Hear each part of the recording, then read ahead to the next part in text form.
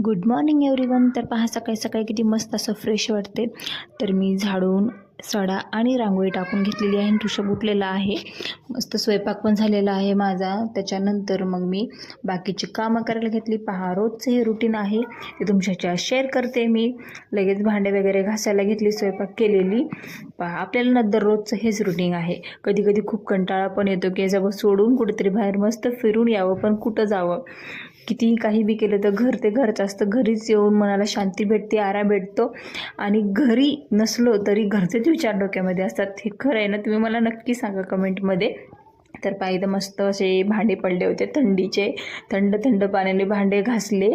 आणि कारण खूप म्हणजे असे झोंबू लागला हाताला, पण घासणं तर आहेतच. आणि आज सकाळी असं झालं की मी कळशी म्हणजे पाणी ठेवायला घेऊन येत होते आणि त्या की कळशीच माझ्या अंगावर पडली. थंडगार पाणी सगळं अंगावर पडलं. तर चला असो, भांडे वगैरे घासले, किचन वट्टा पण साफ करून घेतला. आणि त्याच्यानंतर लगेच फरशी पुसायची होती. मला चला फरशी पुसण्याच्या अगोदर हे जे मिरर खराब झालेले आहे, 2-3 दिवस झाले मी काही साफच केले नाही. रियांश, ऋषभ सतत त्याच्यावर हात काही ना काही करतच असतात. आणि कपाट हे ना खूप मेहनतीने घेतलेलं आहे. म्हणजे सगळ्यांचंच असतं, काहीला लग्नात गिफ्ट पण भेटतात, पण माझं तसं नाही आहे. हे कपाट मी खूप मेहनतीने घेतले आम्ही दोघांनी. आणि पहिले कपडे आम्ही अक्षरशः कोठीमध्ये ठेवत होतो, म्हणजे जी धान्याचे असतात त्याच्यात. त्यामुळं या कपाटाचं मोल आमच्यासाठी खूप वेगळं आहे. हे कपाट झालं, समोर जे फ्रीज आहे ते झालं, आणि हे साफसुथरं ठेवलं आणखीन छान वाटतं.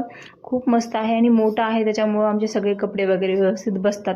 चला असो, लगेच फ्रीज पण हातात सगळं मी साफ करून घेते, कारण याच्यावर यशने खूप डाग केलेले होते चॉकलेटचे वगैरे.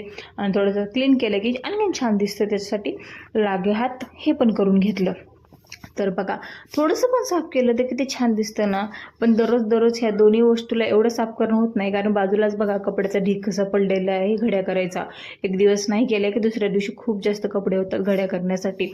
तर लगेच मी फरशी पुसायला घेतली. हॉल आणि किचन दोन्हीची पण फरशी पुसून घेतली, कारण रियांची लुडबुडमध्ये होती आणि मी दरवाजा थोडासा लावून घेतला होता.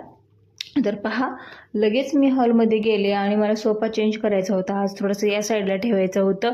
आणि असं केलेलं चांगलं पण असतं असं म्हणतात. म्हणजे एकच वस्तू एकाच जागेवर पडून राहणं, असं मला म्हणजे कुठेतरी ऐकलं होतं मी. तर चला असो, मी सोफा चेंज करून घेतला आणि लगेच फरशी पुसून घेतली. आणि त्याच्यानंतर मला धुवायचे होते कपडे. बाकी सगळे कामं आवरलेली होती, मग कपडे धुवायला घेतली. तर हे आहे माझं रोजचं रुटीन. आय थिंक सगळ्यांचं सेमच असतं. तर चला, आज तुमच्याशी शेअर केलं मी माझं मॉर्निंग रुटीन. आणि उद्या भेटूया उद्याच्या ब्लॉगमध्ये. चला बाय बाय. लाईक करा, शेअर करा, सबस्क्राईब करायला बिलकुल